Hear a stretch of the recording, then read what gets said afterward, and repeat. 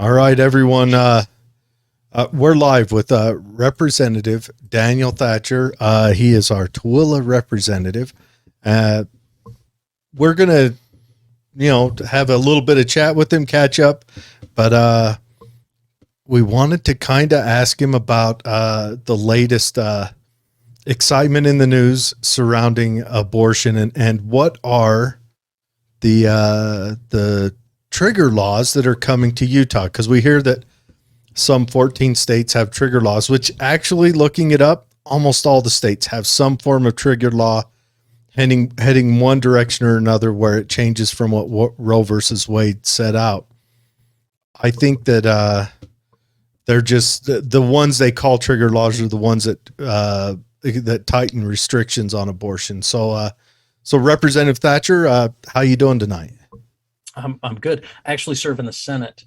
Senator Thatcher. Sorry. Well, didn't realize I was so fancy, did you? Man, it's still representation of some sort. Yeah, but so what are Utah's trigger laws? Well, so Utah is a pretty conservative state, despite what Tucker Carlson might think, and some loud protesters. By and large, Utah is a pretty conservative state, and by and large, Utah believes in the sanctity of life. And, look, there are valid arguments on both sides, but at the end of the day, most Utahns believe that the right to life is, it's what's more important than your right to live, than your right to exist. That's you can't compromise on your right to live, right? How do you only live a little bit? So it's a nuanced issue and it's a complex issue, and there's conversations to be had, but ultimately you have to draw a line. And that line is, do you believe in the right for an unborn child to live? And if you do, then you have to place restrictions on ending those lives. Now, I can go way too far. Some states have absolutely no nuance whatsoever. I'll tell you, this is deeply personal for me. My wife and I, we just had a baby. He'll be 15 months old tomorrow. And we had a really, really hard pregnancy. Now, normally my wife doesn't like me talking about, her and her personal stuff, but she's given me permission to share this. My wife served in the U.S. Navy.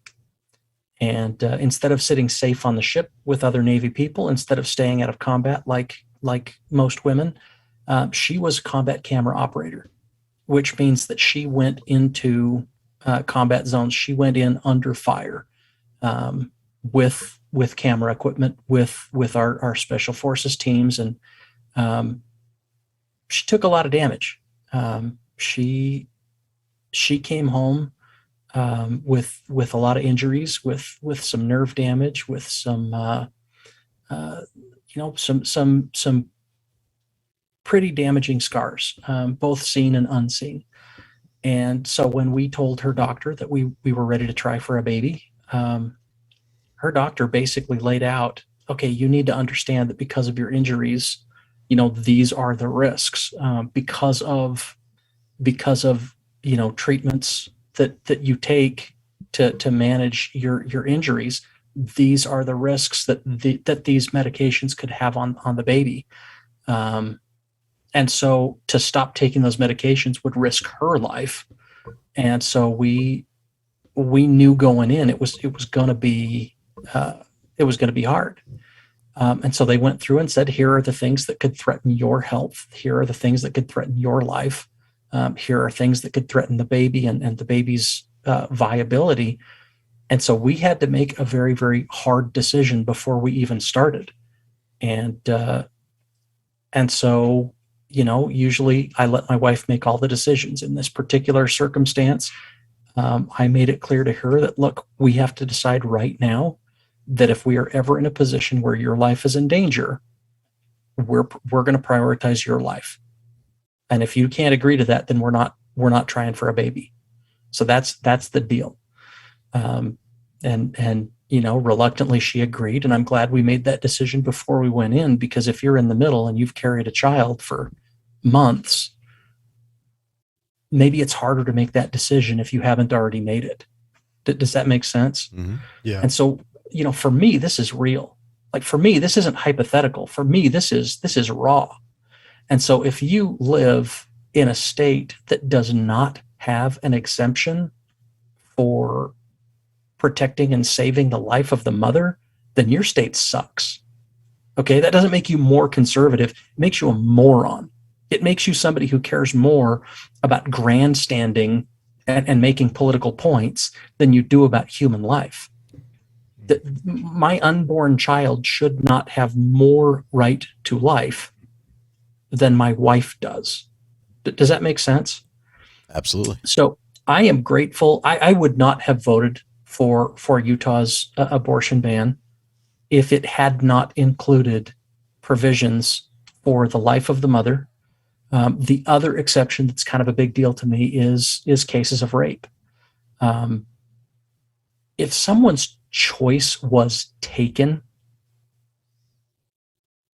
look, it's still a human life, and it is still an absolute tragedy. And if it was someone that cared at all what I think, and I was counseling them, I would encourage them to keep the child so that something beautiful, something good can come from that horrible experience. But if their choice was taken, if it wasn't a decision that they made that led to pregnancy, then I think there needs to be an exception. And some people would argue, well, that I'm not conservative because I'm not protecting the child. You're right. You're right. That I can see that argument. But again, for me, my issue is this. Almost all abortions are decisions that are made for economic purposes. Most abortions are abortions of convenience or hardship, or they're economically disadvantaged, or they just don't want to have another kid right now, and so they terminate this irreplaceable life as a matter of convenience, or as a type of birth control. And to me, that is because I believe that these children are alive. To me, that's unthinkable. Mm-hmm. But you need to understand that both sides think they're right. That's why this is so hard, because you have conflicting rights on both sides.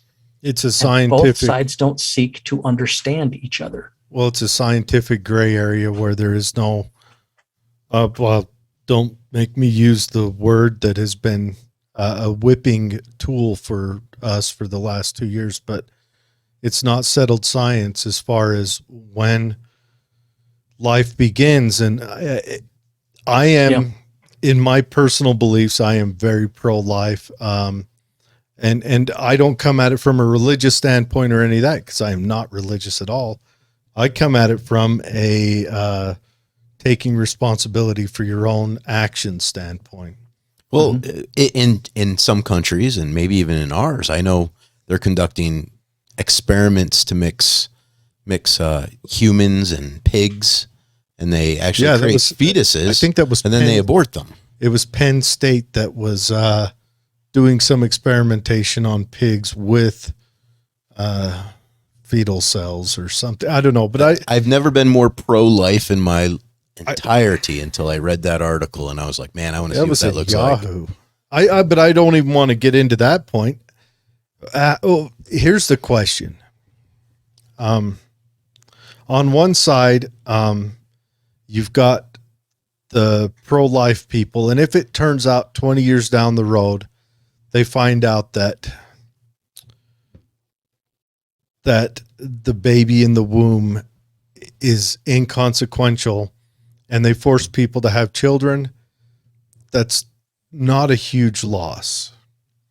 But what if 20 years down the road you find out that, say, religion is real, and you find out that the baby in the womb was consequential, and you had all these years of supporting, removing the constitutional protections from that baby, that would be a huge shock.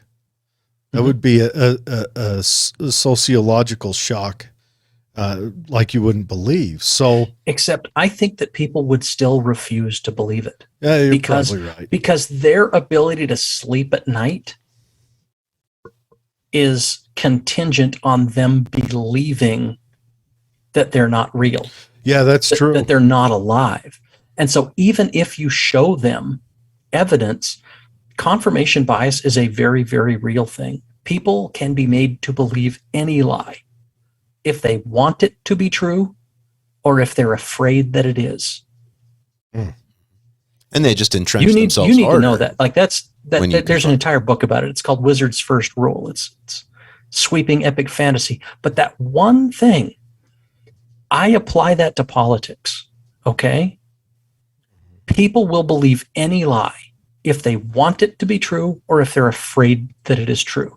It is part of what makes me so very, very popular as a politician, because I refuse to lie to people, even if it's what they want to hear.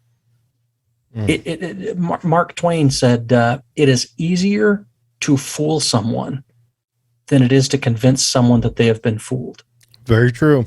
I know that that's true because, again, I have this nasty habit of not lying to people, even when it's good for me. And when I try and tell people, look, you're getting suckered into hating half the country because you're being lied to about what they actually believe. There is no one out there who says, yay, let's go kill babies. They don't want to kill babies. Mm-hmm. They want to have no consequences for their actions. They want to not be responsible. They want to just be able to do whatever they want without it impacting their lives. Yeah. And so, look, we can bring religion into it if you want, but I'll just tell you, I don't know if this is necessarily a religious point, but when my son was born, he knew my voice. When my son was born, he knew songs that we sang. He knew me when he was born. He reacted to his daddy. He reacted to his mama. Shows some sign of consciousness and sentience while they're in the womb, doesn't it? Well, and again, I feel like we interacted. I feel like we played while he was, before he was born. I was still interfacing and interacting with my kid.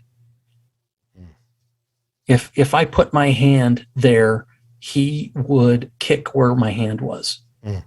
Now, maybe that is a natural response. Maybe that's a normal thing. But to me, I felt like that was bonding with my son. So maybe I'm delusional, but I don't think so, man. I don't think so. We knew he was a boy before he was born. We knew he was a boy before we had the ultrasound to prove it. Just from the way he acted, from the way he engaged.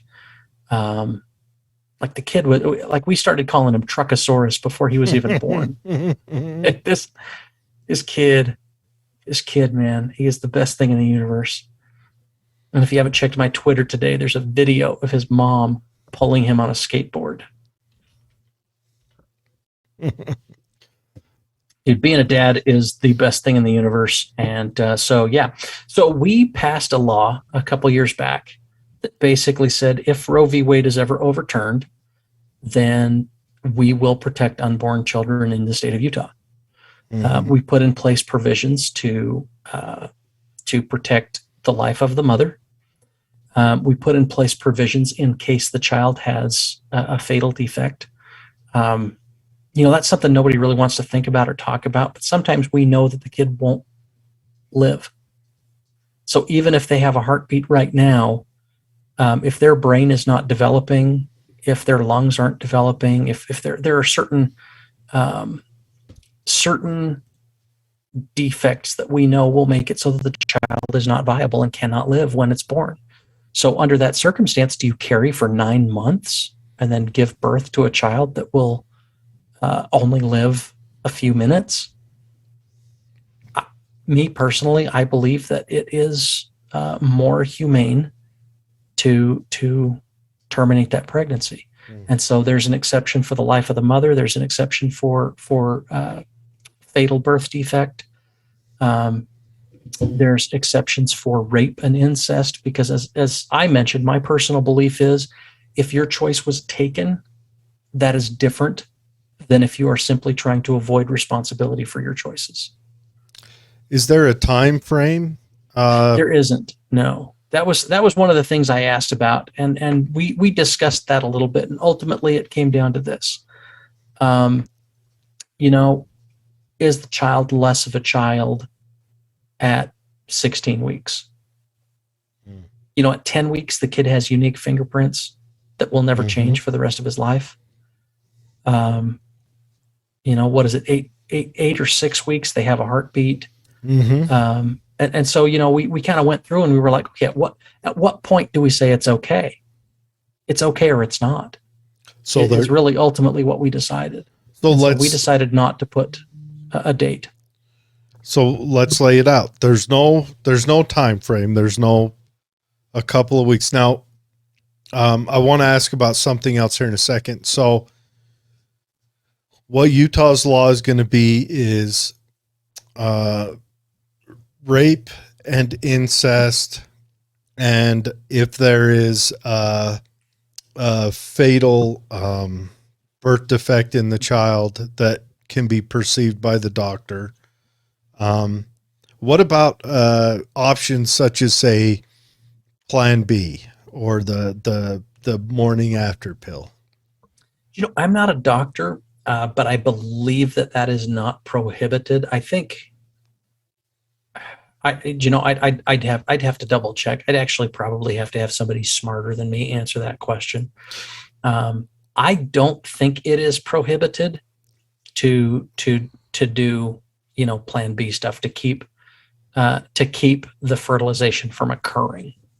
Yeah, I think it's just once it's fertilized, once it's implanted, once it is growing and is a viable human life, you don't get to kill it. Well, what about the morning after pill? Isn't that what that is? Yeah, that's kill it. I believe that that's. Well, I believe that.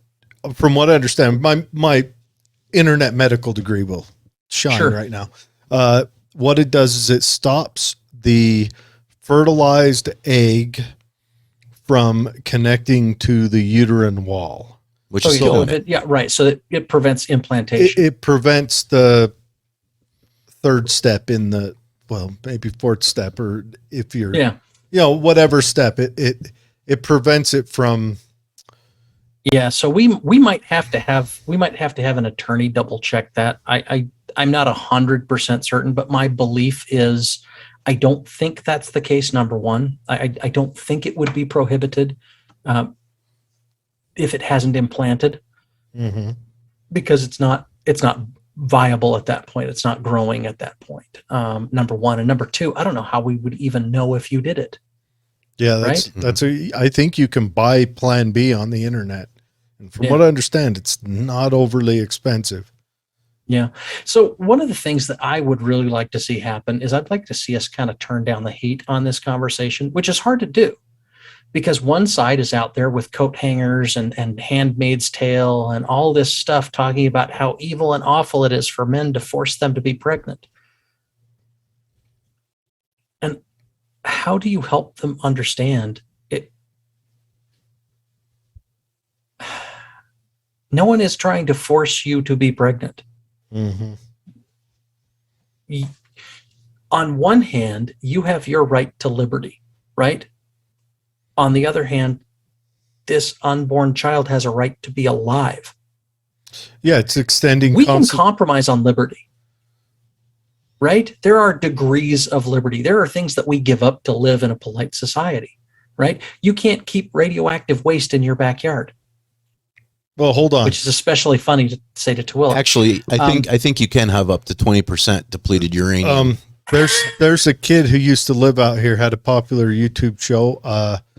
The YouTube channel was called Cody's Lab. He lived in Grantsville, and he had a box of radiated things in his garage. So the law's not there. So maybe you might want to get on that. Double check that one, Dan.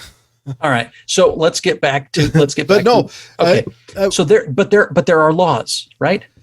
So well, let's put it like this. If you want to get technical and ticky tack, then yes, the federal government mandates that you actually put a radioactive device in every single room in your house. Did you know that? It's a CO detector. Smoke detector. Oh yeah. Your smoke detector has radioactive material that is yeah. too hot to dispose of at Energy Solutions. It's Class B. Really? Yep. But I want to. And guess where it goes? When we're done, we throw it in the garbage. Yeah, because nobody knows that it's radioactive. There isn't even a warning that says, by the way, call the EPA when you throw this out. It can't go. And so it goes in our landfill. But I digress. Yeah. The point I was making is something that is a known hazard, even if it's your own property, you can't have it in your backyard because of zoning laws, right? Because it infringes on your neighbors and whatever. So most rights are not absolute. Okay. Like if you took, if I ever run for office again, all somebody would have to do is come back and take this sound clip. Are you ready? Record this clip right here that says your right to liberty is not absolute. Right. Well, I think the best way parental to put rights are not absolute. We don't let you abuse your kids. We don't let you give your kids alcohol. So on one hand, you've got a woman's right to liberty. On the other hand, you have this being's right to be alive. How do you balance those? I think the best way to put it is my right to liberty doesn't extend to me. I don't have the liberty to take the right to life from someone else. I agree. That's the basic way to put it. That's where I'm going. I'm saying on one hand, your liberty is inconvenienced if you have an unwanted pregnancy. But that unwanted pregnancy exists as a result of your choices and your decisions. The right of this being to live, to be alive, to exist, we can't compromise that. Yeah. So either you compromise your liberty here so that this being can exist and live, or you kill this being, you end this life so that you are not inconvenienced. So calling somebody a baby killer does not help build greater understanding. It doesn't help people understand what's happening in this equation any more than accusing somebody of forcing you to be pregnant. I'm not forcing you to be pregnant. I am preventing you from ending a human life to avoid consequences of decisions that you made. Yeah, well, the forcing to be pregnant happened under normal circumstances when you had unprotected intercourse. Which, by the way, if you haven't walked into Walgreens and there's like a rack of condoms right before you check out. I got flavored condoms. Now hold on here, but those condoms are $10 for 3 of them. So we're definitely being a little hip. Is hypocrisy the right word I'm looking for? I really think maybe as a society we ought to look at how we're trying to protect people when they have sex. Because I still think asking a teenager to pay $10 for 3 balloons is... So we should go Demolition Man. We all have VR intercourse. I don't know. Am I speaking out of turn mentioning Demolition Man? It's not one I'm familiar with, but... Oh, are you serious? You guys are missing out. When Wesley Snipes' worst film. Yeah, very true. Which worst film? But I would say one of Stallone's better. But one of Stallone's better films. Yeah, because Stallone was really good in that. The cheesy 80s. But yeah, Sandra Bullock kind of took me out of the movie a little bit, though. Like she was hard to take serious as a cop. Yeah, that's a good point. All of them were, but I still don't know how to use 3 seashells.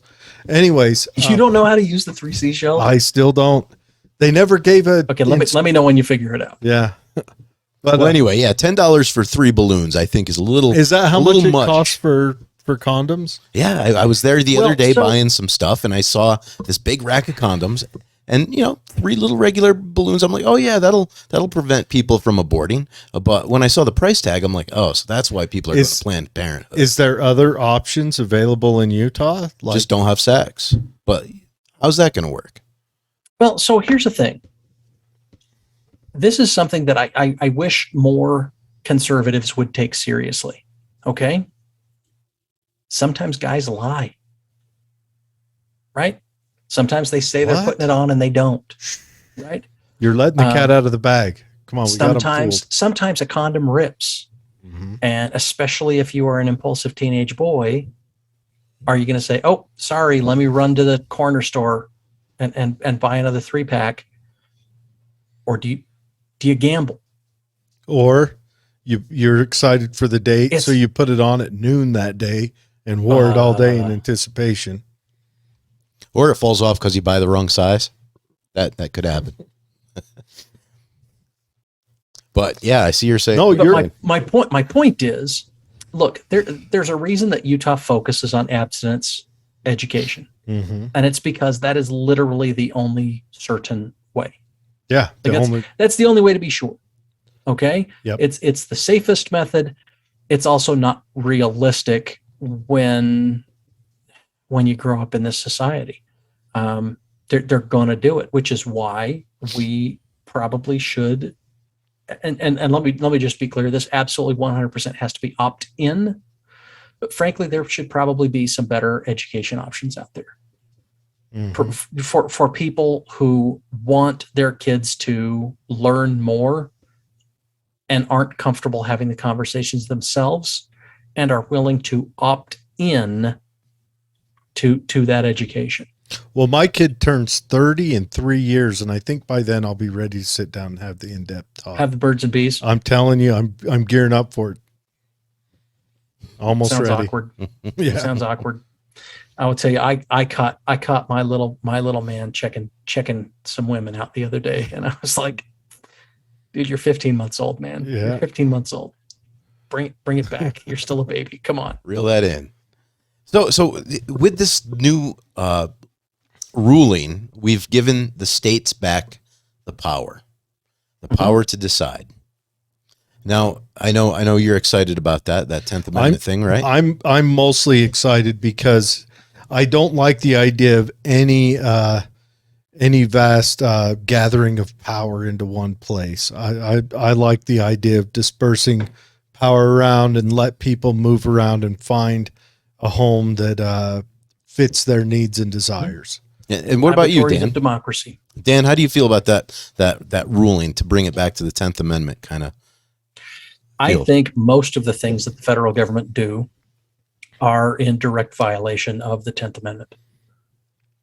You heard it from the good senator, folks. I think damn near everything that the feds do is in direct conflict with the 10th Amendment. Would you go as far as Lysander Spooner goes with it? That even the Postal Service is too much a grasp on power?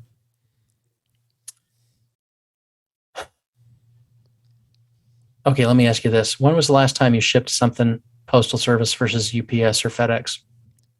Oh, well, I am 47 years old, and that would have been when I was still in the service. There you go. Yeah. I did it the other week, actually. Through the USPS, huh? No, not through the Postal Service, actually through private, and it was expensive. It's expensive through the Postal Service, too. The question, David, was, when was the last time you used government mail? Government mail? A couple months ago, maybe. If it fits, it ships. Tommy. I go to UPS when I ship anything. It's just so much more convenient. The lines are shorter. Do you know why? Because they have to compete. Because they have to compete, and the government doesn't. The government can't fail. The USPS cannot use your mailbox. You mean private? Or private. Yeah, UPS. I'm sorry, UPS, FedEx, any of those cannot use your mailbox. There's a law. Bring it to my door. So they have to put it on your door. Not a problem out here in Tooele, but in some larger cities tends to be. Well, look, that's a larger conversation, but to bring it back, yes, in my personal opinion, and I said this when I was a guest on your show before, and I was talking about, are you actually a conservative if you don't hate the gays? Can you be a real conservative? And my argument is, look, I'm a constitutionalist first. If it's in the Constitution, you have to do it. If it's against the Constitution, you can't do it. For everything else, there's local government. Mm-hmm. Look at all of the stuff that we do, and it's almost all federal overreach. Almost everything that we do, damn near everything. Do you have any idea how much better road maintenance would be in Utah if those taxes were coming to Utah instead of the feds to get recycled and wasted on endless bureaucracies before sending a fraction back? Yep. I can imagine. Yeah, it would. It's not like Tooele needs roads. Just need to fill in the potholes on the roads we have.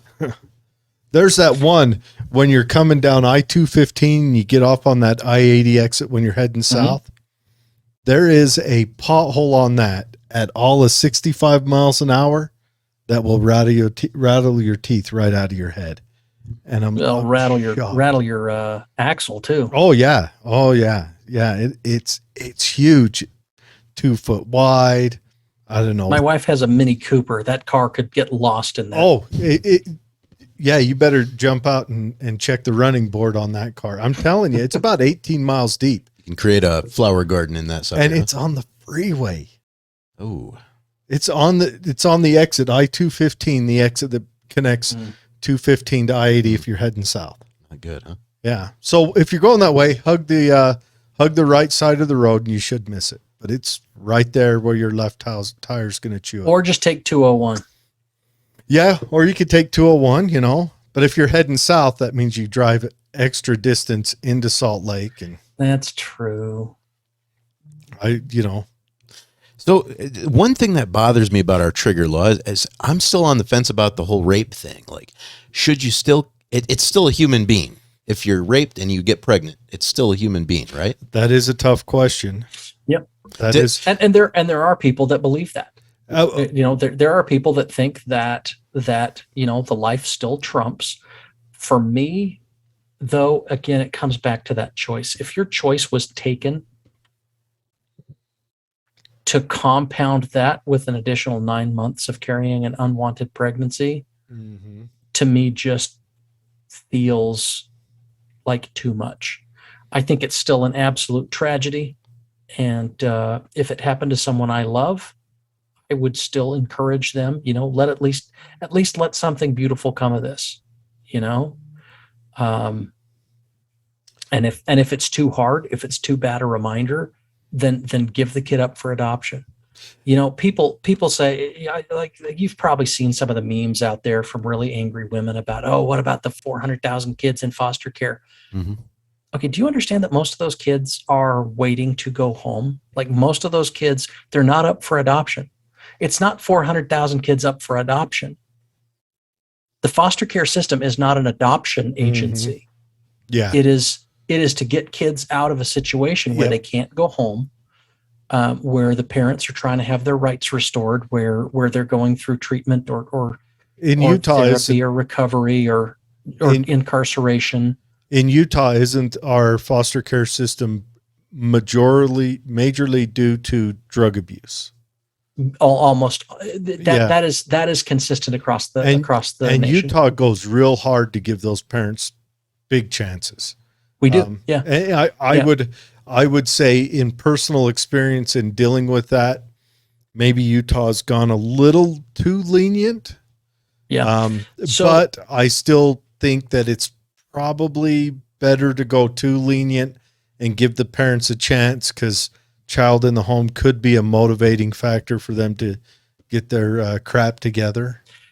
Well, except the risk to harm for those children, especially younger children, the risk of neglect, it's too big a risk. Very true. Now, one question about adoption is extremely expensive. Yes, it is. can you explain if there's any reason for that, or is that just it's So an that opportunity is that's something taken? that is something I am looking into, because frankly, it's now something that is very real for my family. Yeah. Um, What if even the state, or I'd like to see the U.S. give, you get a kind of a child tax credit. mhm. What if they had you get a little extra tax credit It for the first sounds 5 years? fantastic. But look, for me, the first thing I want people to know is I have a little sister that was adopted when I was 6. Her mom was 15 years old, did not know she was pregnant, Hmm. was partying, was on every drug known to man, um, went into the ER with stomach pain, and this little girl was born 3.5 months premature. Hmm. Oh man. 24 weeks. It is 24 weeks. No child in 1982, no child had ever survived being born that early. that's tiny. Mm-hmm. Yeah, she was 1 pound. Yeah, that's She was 1 pound. And the doctor ordered that she not receive care because she was already dead. She wasn't going to live. mm-hmm. So don't waste the resources. Don't waste the time. Her heart's not fully developed. Her stomach's not fully developed. She's spastic in all 4 limbs. The kid has zero chance. And even if she lives, she'll be a vegetable. So, so don't treat. Well, amazing thing, the kid lived. And my mom, who just happened to be a natal ICU nurse, basically said, not only is this kid going to live, but this kid's going to live with me. And because of her expertise, because of her ability, so Gina spent the next 6 months in the hospital, and we were able to first, she became a ward of the state because the mother wasn't. The mother wanted to put her up for adoption, obviously couldn't cover all the medical bills. And so after 6 months, we were able to adopt her, and we were able to bring her home. And she just celebrated her 20th wedding anniversary. I'll bet she's tough as nails too. Here's the thing. If you met her, you would think she's weird, but you wouldn't think there was anything wrong with her. You would never in a million years think that she is a miracle of life. And I will tell you, that kid, I love that kid so much. My life would not be the same without her. She made me want to be a dad. Taking care of that kid, watching that kid fight to get strong. She's amazing. She's amazing. And I think that my little sister, more than anything, led me to be pro-life. Part of it is my mom, who was a nurse, who was in those situations where unthinkable situations. But part of it is going through what I went through with my kid. And so now, my wife and I, we want more kids, but I don't know if she can do it again. She had to have daily injections that she had to do herself. So she had to give herself a shot every single day. Those are rough. In addition, she had to go to the University of Utah and get an EKG on the kid once a week. So for the last 30 weeks, we had to go and check and make sure that his heart was still functioning. She had to go and have a stress test done at a different location out in South Jordan once a week to make sure that she was going to survive giving birth to this kid. And so, it was tremendously difficult on her. And it is a miracle that this kid lived as long as he did, and was able to be carried to full term. The doctor told us at the beginning, look, our goal, if we can make it to 30 weeks, we'll just take the kid. It'll be hard. He'll be a super preemie. We'll have some hardships, but we can recover from that. And so the goal had been to get to 30 weeks because they didn't think that Summer would be able to carry to 40. And so as we got closer, the doctor basically said, look, you are a badass. Do you have a couple more weeks? Because the longer we can give the kid, the better his chances are. And so we're still going to monitor, if your blood pressure reaches X, call me from the emergency room. Don't call me first. Get to the emergency room. Call me when you get there. And so we were watching that. We were taking her blood pressure, 3-4 times a day. It was really, really stressful. It was very difficult, and it was high risk. And I'm glad we did it. I'm more glad that it's over. Our kid is a freaking little miracle baby, and he is awesome. But if we want another kid, we're probably looking to adopt. And it is cost prohibitive, number one. And number two, anyway, I don't know. I don't know what that has to do with our trigger law. Our trigger law basically was put on hold for 14 days. Judge basically came back and said, let's give Planned Parenthood 2 weeks to get all their last minute abortions in. I'm sorry, I shouldn't joke like that. That's not what they said. Well, I was just going to ask you about what was I thought you were the serious. ruling in that. Like the judge is in there in his robe and he says, well, I'm sure they've got a schedule to keep. Let's. Yeah, and I was adopted, Dan, and I don't think I would do it, to be honest with you. I couldn't do it. I don't Couldn't know do how the much adoption? Somebody? Yeah. I think I could. I love kids. I dig kids. I like them more than most adults. I think I could easily adopt, but I don't find myself in relationships, and they probably don't generally adopt out to single men in the lower middle class very often. God bless my parents. I don't know how they did. Do there is a program where you can do respite care for foster families. Yeah. It's really, really cool. And as a single man, you can do it, where basically you just go in and say, look, I will go hang out with the foster kid for an evening. So like I'm a babysitter to give him a break. Yeah. No, I do that for my brother and his wife all the time. Yeah. You have to go through a background check. You have to, you have to get qualified. You have to go through training. I think it's ideally if you put me with like 12-year-olds, just because, they're active and I can go out and find stuff for them to do, teach them some bad habits and send them back. Right. Plus you're on the same maturity level. Well, no, they're a little above me. We gotta, let's not lie to them. All right. So they can keep an eye on you. He's trying to give you some credit, Jared. Come on now. Let's not lie to the listeners today. But no, I really enjoy it. I take my nephews and my niece, every once in a while, I'll take them for a couple nights on the weekend, and their parents get to go on a date night or get to do any projects and the kids are, 15 or get to have 9. 5 minutes to catch their breath. Yeah. Yeah. Yeah. So I get to hang out with the kids. We have a good time. We go out and eat dinner and rent movies, and they stay up late and eat junk food. And then they go home and they're grumpy messes the next day, but at least they're home. Yeah. But no, I think that's a good idea to have kind of a big brother program. Do you get put on a list, and then if a foster family needs some assistance, they contact you so that?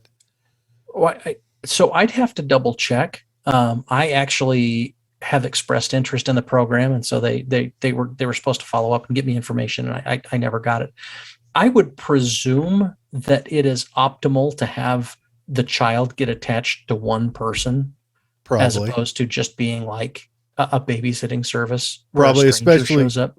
It'd be like a big brother program. Yeah. Especially if the child is in the foster system due to traumatic situations. It would be especially not to shake the child up, at least until the child's, at an age where they can manage the change a little better, you know. Now, I don't know if you saw the press release, but there was actually another bill that was passed by Cheryl Acton prior to the trigger ban that gets all the attention. And Cheryl did a 16-week bill. And so where the outright ban has been stayed for 14 days, the underlying 16-week law has gone into effect. So Okay. we are protecting kids in the second and third trimester now, which is a hell of a lot better than nothing. Mm-hmm. Still has the same exceptions. That seems like a good compromise for the time being, you know. I wonder, I mean, you're seeing a lot of people really kind of lose their mind. I shouldn't say lose their mind, because I don't want to disparage them.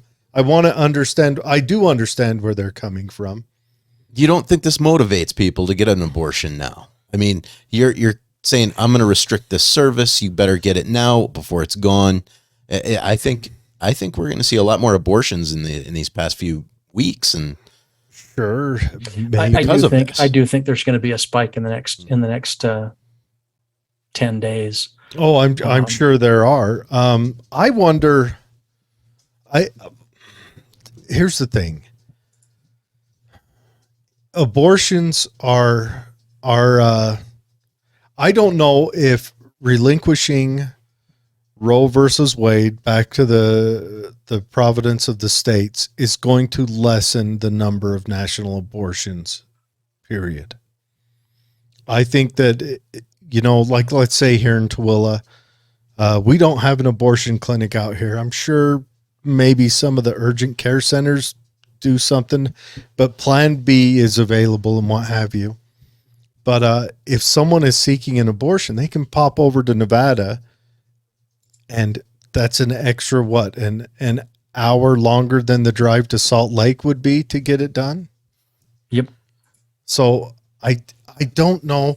Now, let's say you're in Corpus Christi, Texas, where getting out of Texas is 5 days of 90 miles an hour driving in any direction.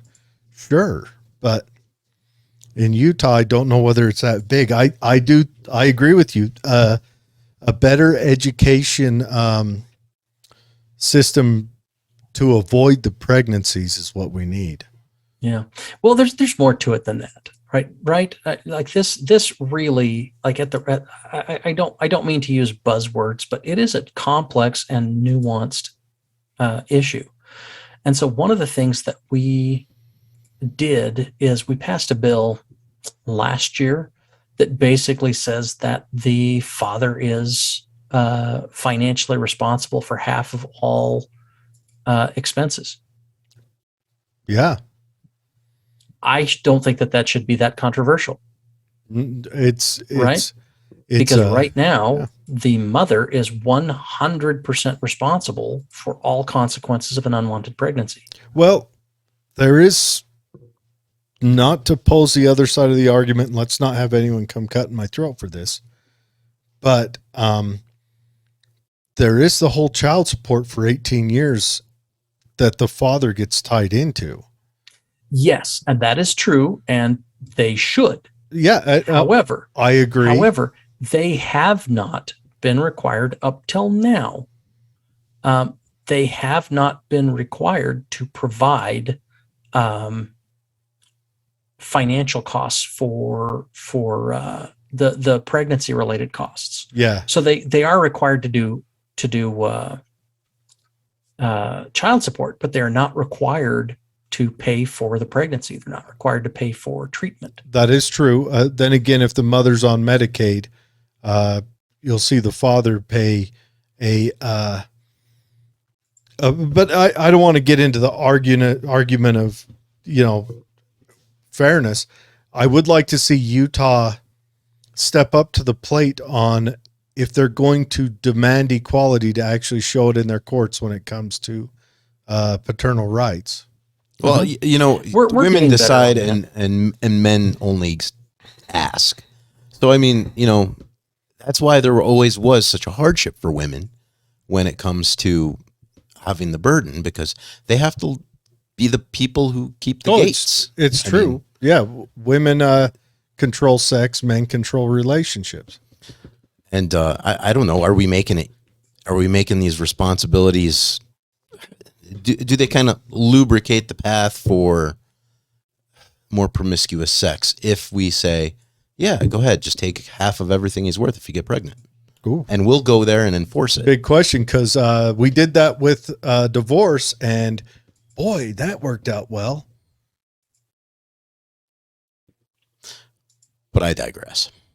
That is a good point. We did that with divorce, and it has panned out that what's the success rate of marriage in the United States right now? Do you know, that's actually, David, that's a really, really good point. Yep. Well, believe me, Maybe if every there's woman, a way that we can tie greater financial responsibility, because if that's the case, then all of a sudden,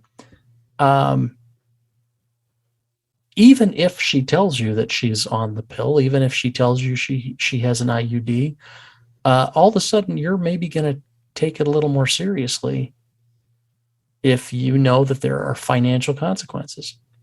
Of course, then what do you do for a teenager? I can guarantee you that no financial consequence or hazard sign or whatnot for a man is going to prevent him from going in. Well, I've got 2 comments on that. One, report came out. The average male now is holding on to virginity till they're 27. That's the average age of loss of virginity right now. And I pose that due to the internet and due to the dating apps and the weird duality going on now. I know, it's shocking. When I heard that too, I was like, wow. That does not sound right to me. That's from the whatever polling. I don't know. Well, if it's on the internet, it must be true. Right. You're right. Bingo. Hey, we're on the internet. Also, how does that work with the teenager where we've heard the story about the teacher in whatever state that slept with the 15-year-old, or the 13-year-old, right? We'll go to, she gets pregnant. She goes to jail. She has the baby. She's still awarded custody of the baby. That child who wasn't at the age of consent still owes child support for the rest of that 18-year term. How does that pan out? And how would we charge a 13-year-old half of the price of giving birth? What would it look like if government just didn't Especially, get involved? imagine if it happened where it was a 13-year-old in my with a personal teacher. opinion, I would have to probably talk to a prosecutor about this to find out what Utah's laws actually are. But it's out of the prosecutor's to hand when it me- comes to child support. That's in the hands of a but- judge and ORS. A child cannot consent. So if an adult has sex with a child, it's not consensual. That is true, but I It is guarantee you, statutory. It is by statute. It is statutorily a rape because a child cannot consent.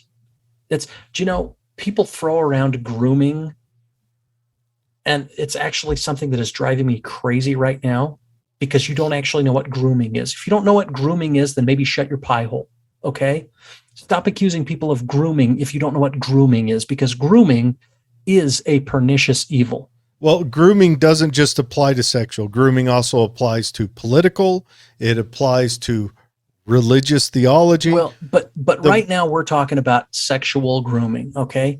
So an adult has the ability to manipulate a child and to teach a child. I'll tell you, somebody taught me once, and I can't even remember when it happened. This was probably 20 years ago, like before people were afraid of being woke.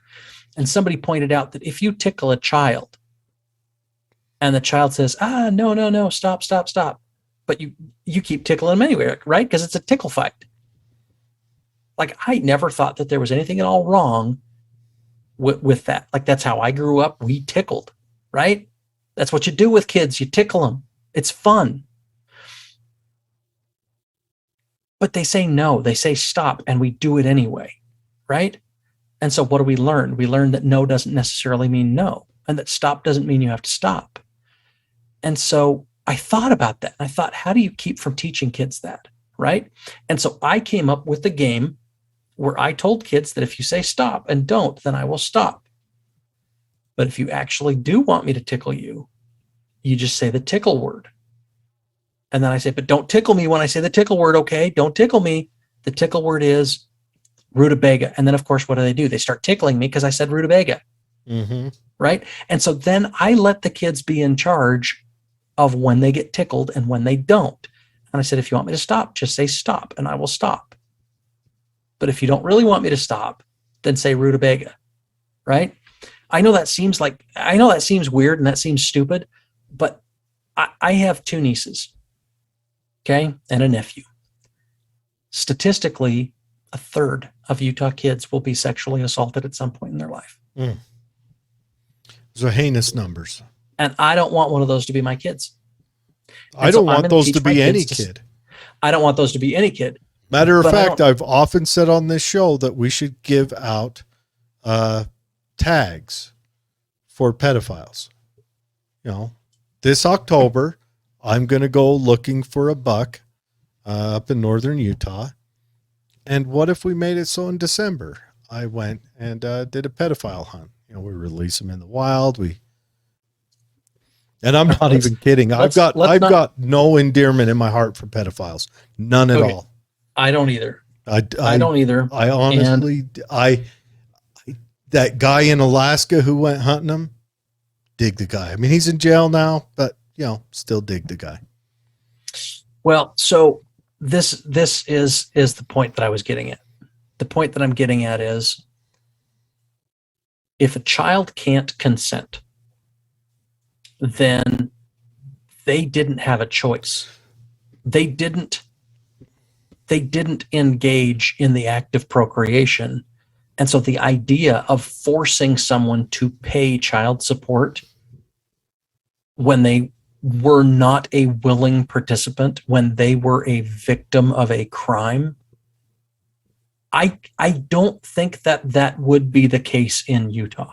Well, here's the next question. If it is, then that's something that I think would be pretty easy to fix. You're a legislator.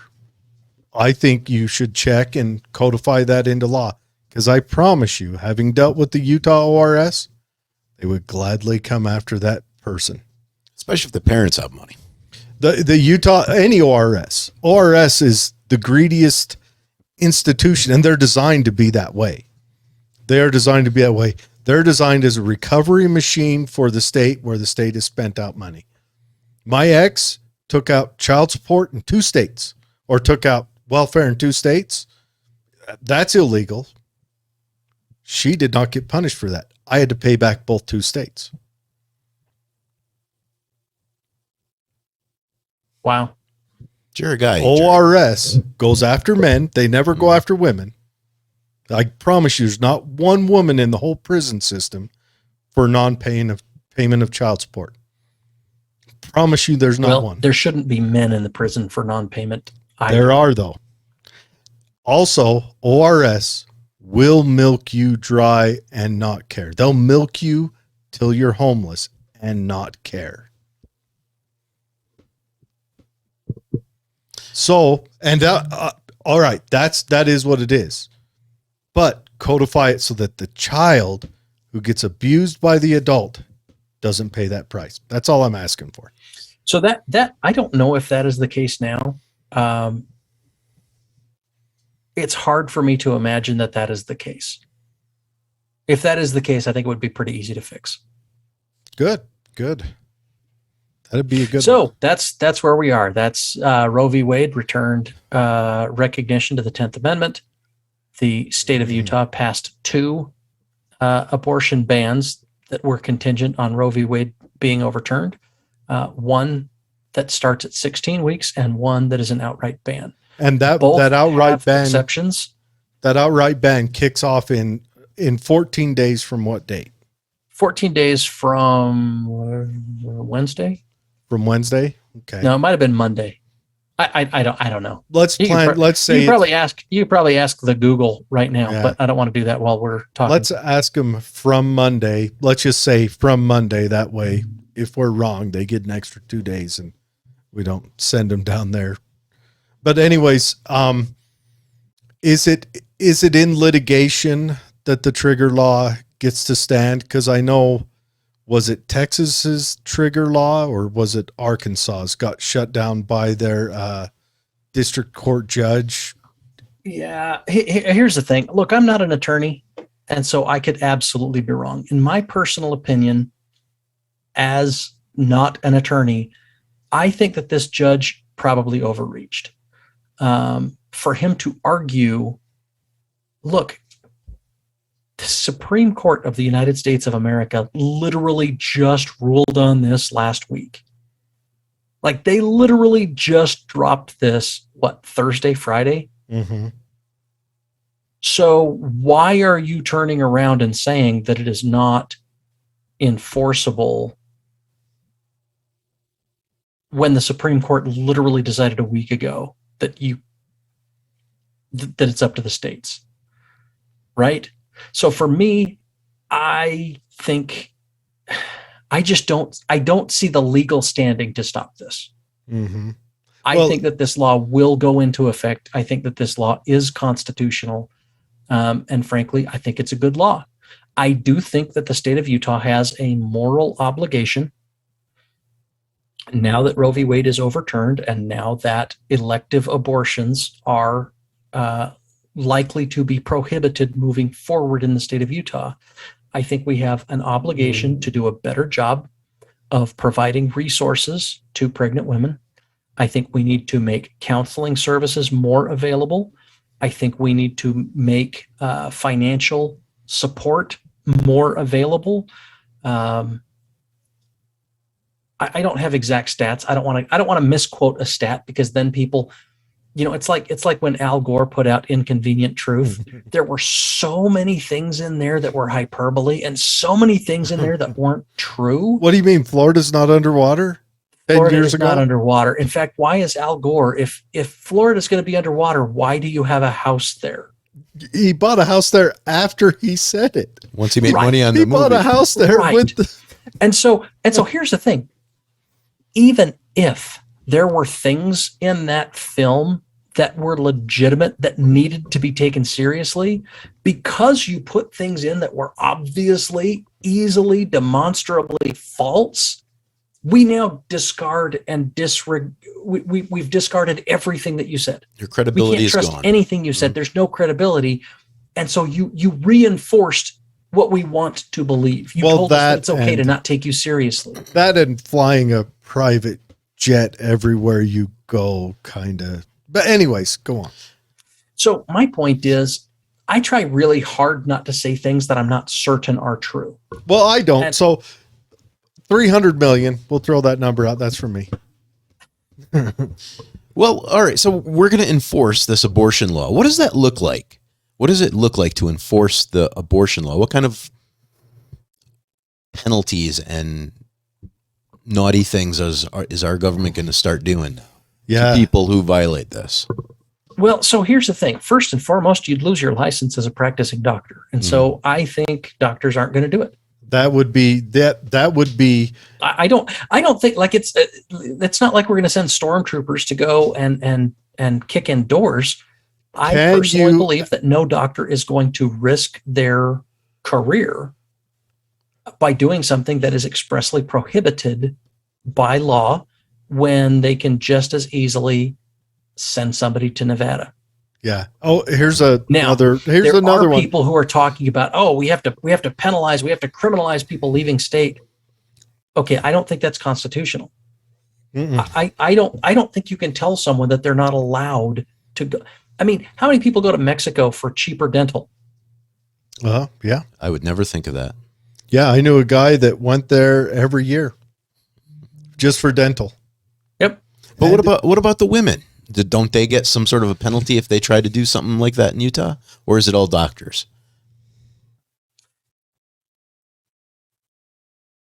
Again, I'd have to double check. I don't know, but Well- your question was, how are we going to enforce it? Honestly, I think 99% of the enforcement is just going to be through licensure. Yeah. How would you? I don't think you have to do any more than that. How would you enforce it on the women? Would you levy a fine against a woman for an abortion? What price would that fine And how do be? you prove it wasn't a miscarriage? Yeah. How do you prove? And what would the process after the fine, if it wasn't paid, what would that process be? We take away your driver's license. Well, it or wouldn't be a fine. send It would, if I'm not mistaken, I believe it's actually a felony, because you're ending a human life. Yeah. You're, So a felony. murder. So we try them for what? 3rd-degree murder, maybe some jail time in there. Then realistically, then we've most got to build people- a new prison. We got to go through So- that survey that was fun. So believe it or not, most people do not go to jail. Let me rephrase that. Most people don't go to prison, even on a 3rd-degree felony. Yeah, but if it's a murder charge and you're going to elevate that to a felony, If it's a second degree murder charge, you probably get a year in prison if it's a first offense. a 3rd-degree murder charge doesn't have prison time. On a 3rd degree, that's called manslaughter, and Okay. it's 0 to 5. Mm-hmm. And so it would depend on your criminal history score. If you're a career criminal, you're likely to go to prison. If you have never committed a crime before, you're very unlikely to go to prison. So would we be able to tell which women have previously had abortions when it was legal? I mean, are they registered abortions that can get them confiscated? What? Are you asking if we're going to do a post-law? Are we going to be able to trial? hold that data to see, all right, this person has a previous history of getting abortions? I don't think. when it was legal. Now, this isn't her first time. Now it's not. Oh, you mean added to illegal. the track record? Oh, I see what okay. I got to be honest, David, like I really was super confused. So was you're I. saying if someone had an abortion and we have proof and we have evidence, and let me just give you a horror scenario. Can you imagine being in a relationship with someone, being married to someone, and finding out that they had an abortion and didn't tell you?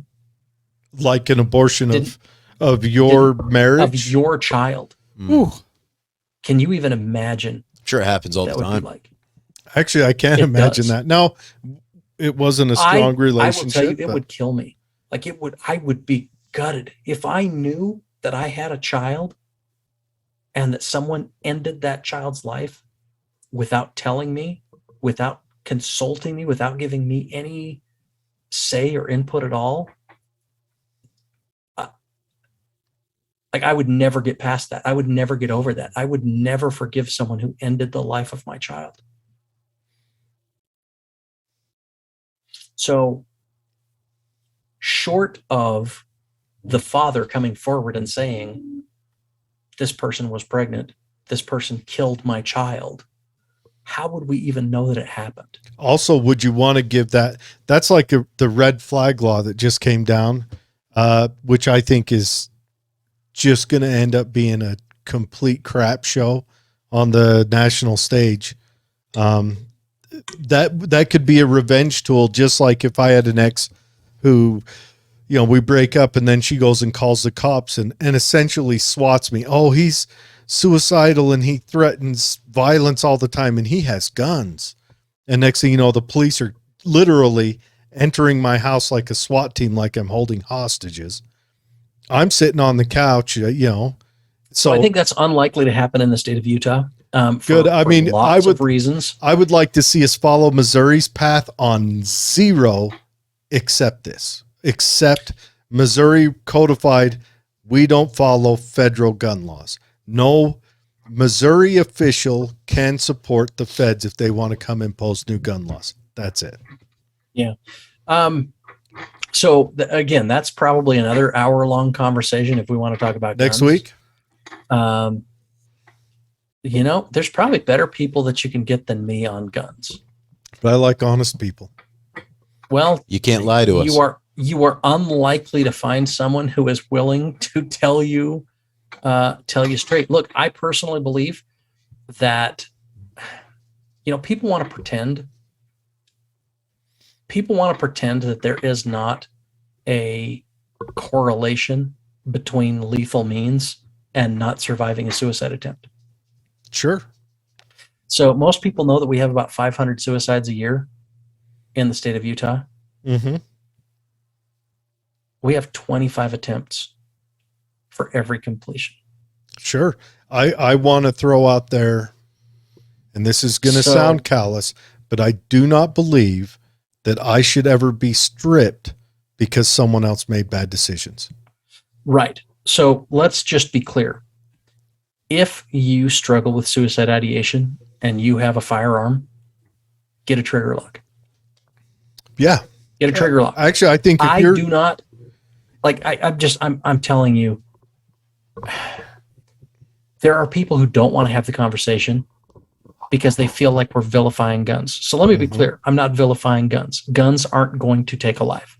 Okay. Humans take lives. Guns do not. Guns are not sentient. They are tools that do exactly what you tell them to do. People who attempt suicide with guns don't survive. Mm-hmm. People who use less lethal means usually survive and then are able to get treatment. If you survive a suicide attempt, you're going to get help.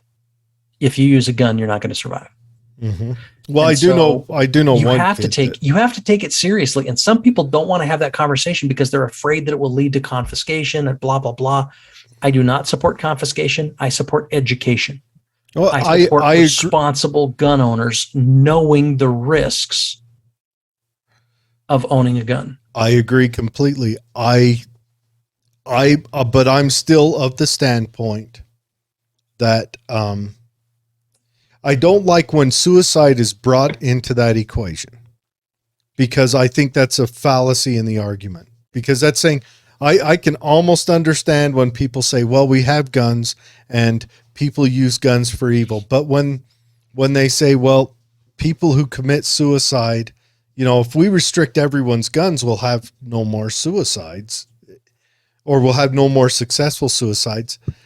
I don't think that is a reasonable argument to say we need to encroach on your, I don't even like to call them rights. But so let me give you one thing. First off, I always try to avoid using the word commit, right? Commit, like you commit a crime. You commit sins.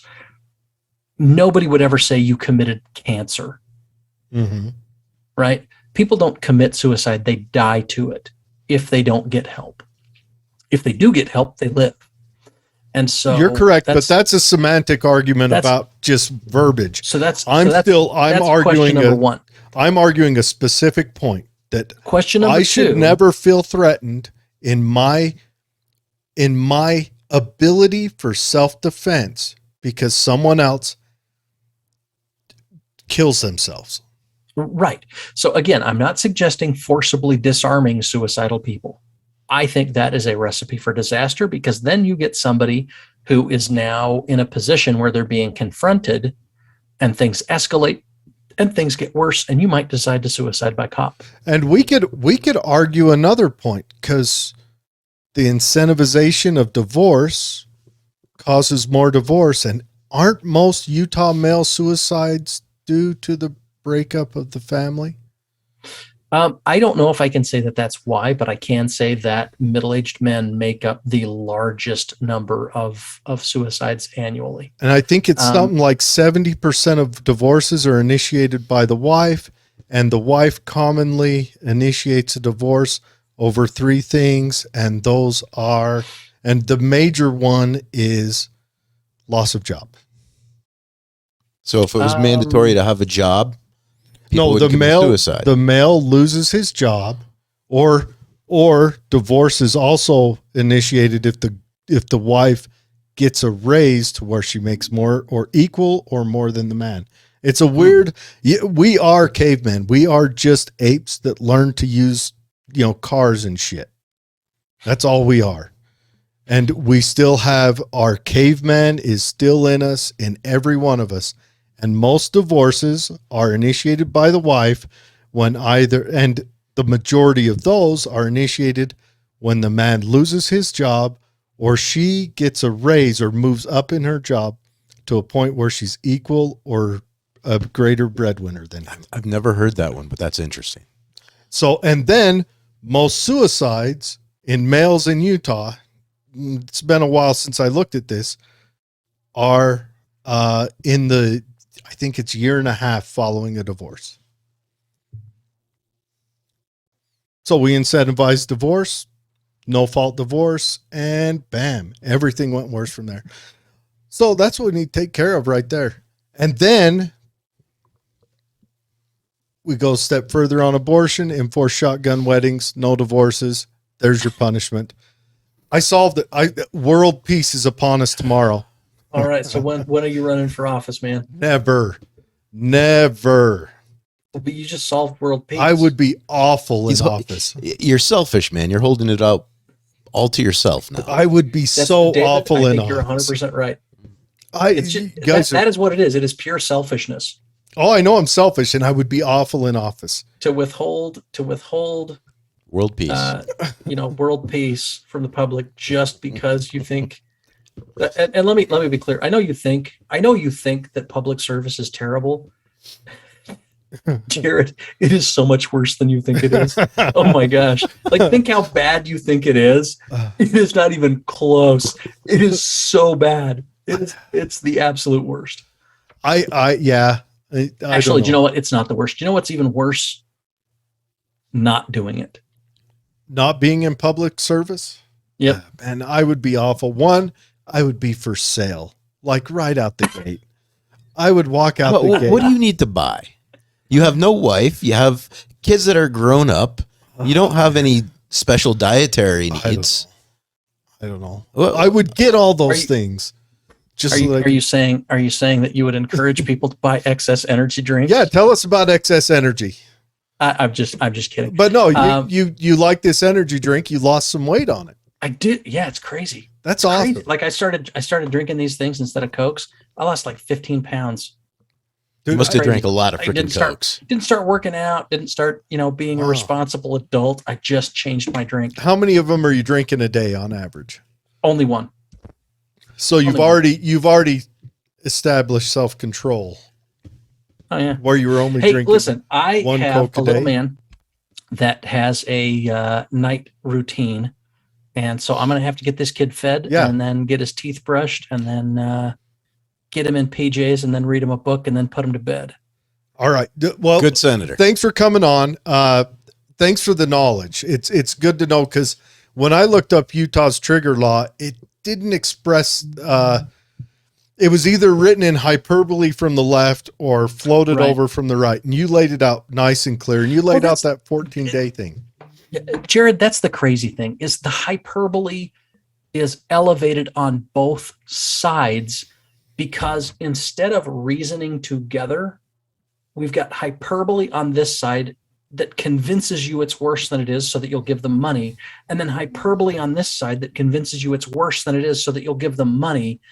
And no one is actually having conversations. No one is actually reasoning together. They've made it a political fight. It is a Republican versus Democrat political fight instead of where do the people in this constituency want it to sit?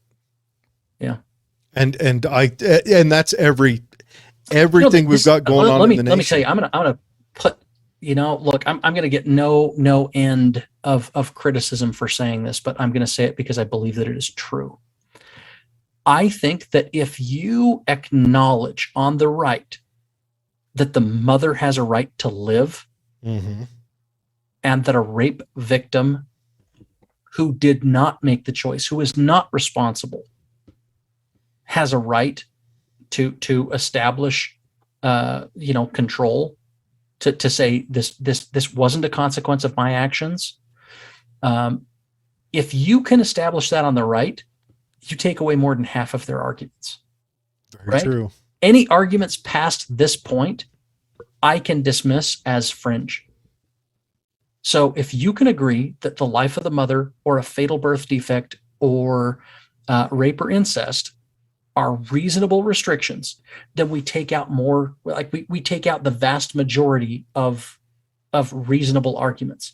Everything past that is nuts. If you believe on demand abortion is a right, that's, in my opinion, that's fringe, and I can dismiss that. You shouldn't be able to end a human life because it's inconvenient to you. So if we come here, we lose all but the fringe. On the other side, if you can't acknowledge that there is value in a human life, if you can't acknowledge that the state does have some interest in preserving and protecting human life, anybody who's arguing that they're kind of on the fringe, right? So if we eliminate the fringes, there's not a lot of space in the middle. Well, we can negotiate in this space. We can reason together in this space if we can just dismiss the fringes. I've got just a thought to leave you with. So in order to take away your rights legally in the United States, we should go through due process, correct? Is there any way that we can meet that for the child to make it so that if this is a notion that I honestly don't believe in, but this is handing out a peace leaf to the pro-choice side. What if we set up a system where if they wanted to take the life of that child, they had to go through a system of due process in the courts? So I see what you're saying. Where they had to express, and this you could add it to where it covers all of it, but they had to make it so it's not free, and they also had to express, does the hardship outweigh the value of the life? The value of the life, which sounds awful to say, but so I feel like we've already done that. I feel like, the life of the mother, or actually I think it's the life of the mother or permanent physical injury, life and physical well-being. Yeah. So I think there is something in there. And I'll tell you, one of my worries when we put in stuff like that is, are we going to have a sketchy doctor say, well, postpartum depression is real? And let me be clear, postpartum depression is real. Mm-hmm. I wouldn't share this because, again, my wife is a very private person, but she has shared this. She has been actually speaking at mental health groups. I think you guys have heard some of her veterans talks where she goes in and tells rooms full of veterans, if you're not getting help, that doesn't make you tough. It makes you a coward. So suck it up, Buttercup, and go get some help, because my wife is a badass. Mm-hmm. So she has been very public about her struggles with postpartum depression. And so it's a real threat. It's a real risk. And so, you need to ask women after they have given birth, how are you? Are you okay?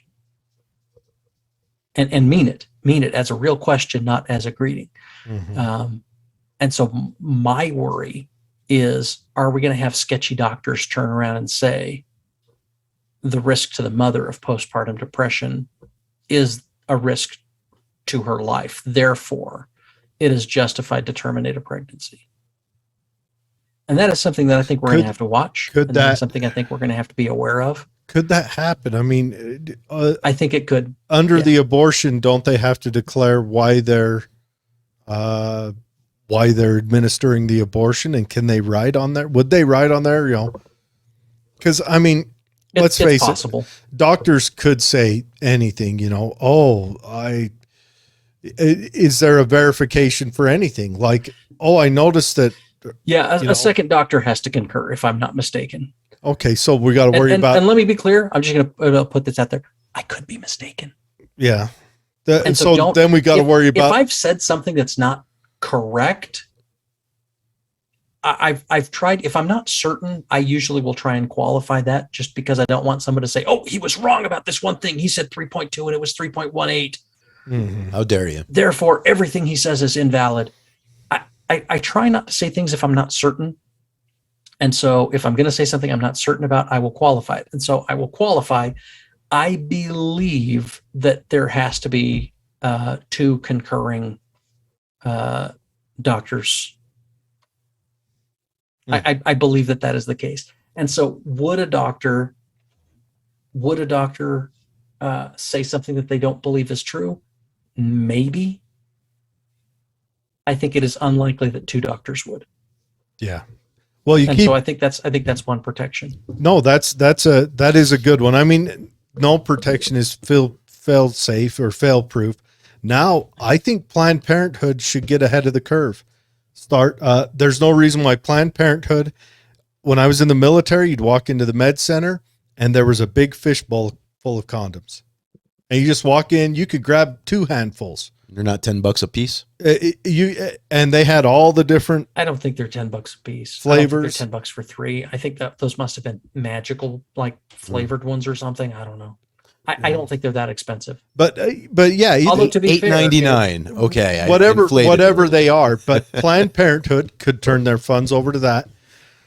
They could also, here's a notion, they could turn their processes over to offering, like they've already got a clinic with little operating rooms.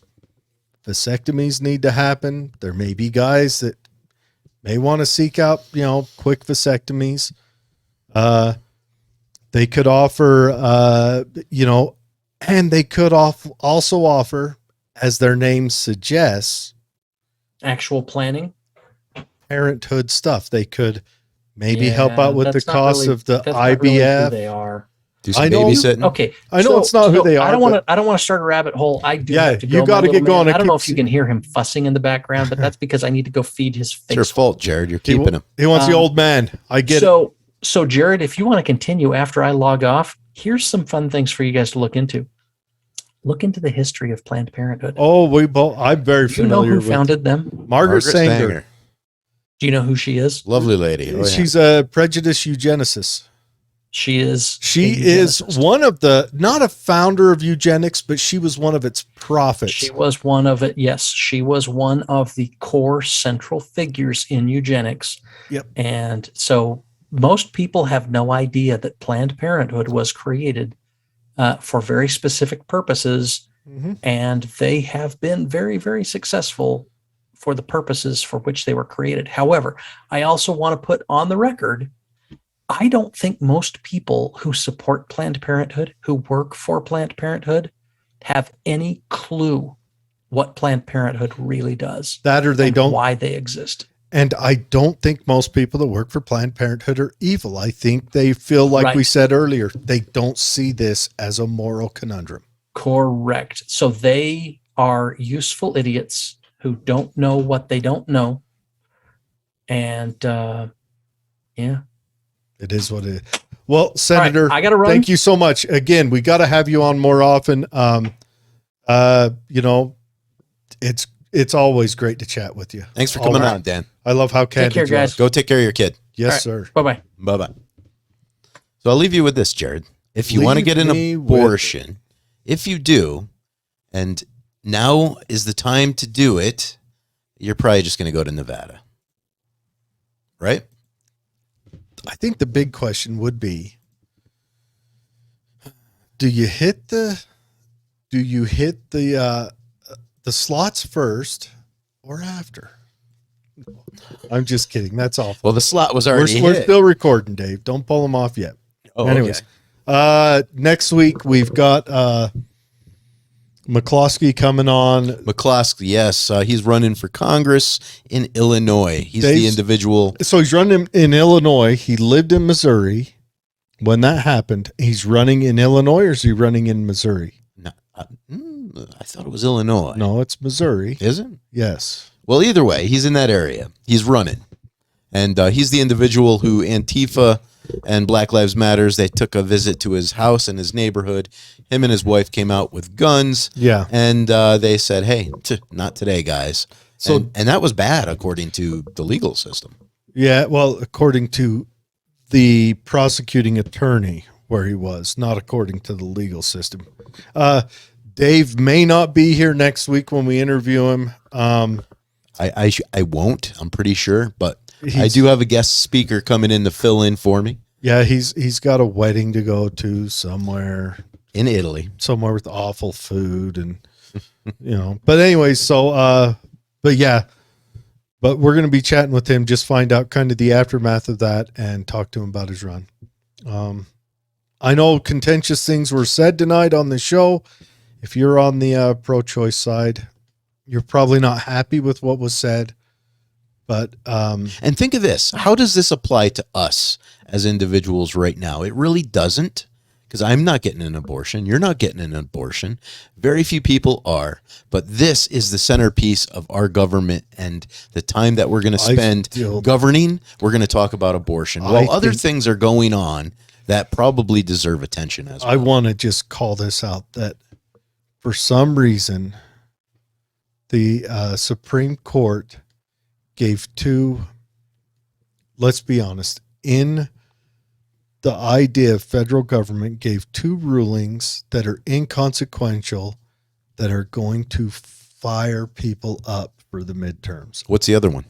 The constitutional carry. Well, it's not constitutional. Oh, it's the ability yeah. Okay. It's shutting states Gun down rights.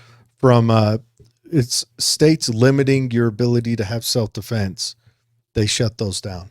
But that one does, I can see where that one really does affect me. So I'm going to say that's a good one. Doesn't affect you here. It affect, you know what? I travel. I go from state to state once in a while. Now, and also, that's another thing I'd love to talk to a lawyer who can clarify. Does that mean that from now on, someone traveling from Pennsylvania to New Jersey with a firearm won't be able to be arrested and thrown right in jail? Now, the states can ignore the laws, can't they? I think 6 years ago, like a 60-year-old lady went to jail because she got off on the wrong turn and wound up in New Jersey. Oh, I'm sure it happens all the time. So police actually look for it too, and truckers. Oh, I know they sure. did in New York. They're waiting for them to come across state lines. They pull them over and they look for their gun. Oh, I'm sure they do. Those New York cops, and they were instructed to do that. Oh, by I'm the sure. supervisor. I'm sure. So, What was up with 2 weeks ago on Wednesday? All the motorcycle highway patrol in Tooele.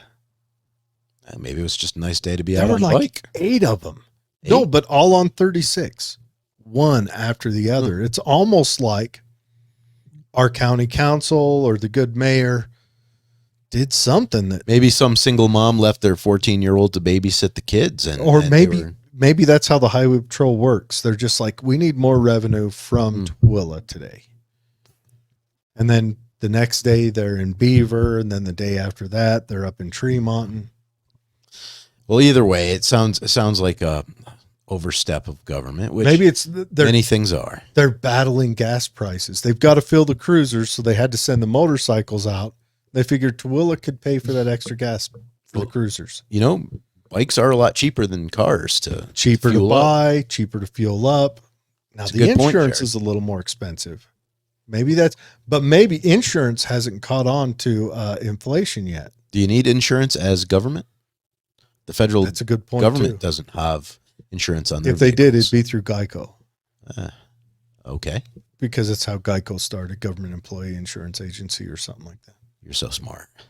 I don't know. I heard that somewhere. I might be talking clean out of my butt.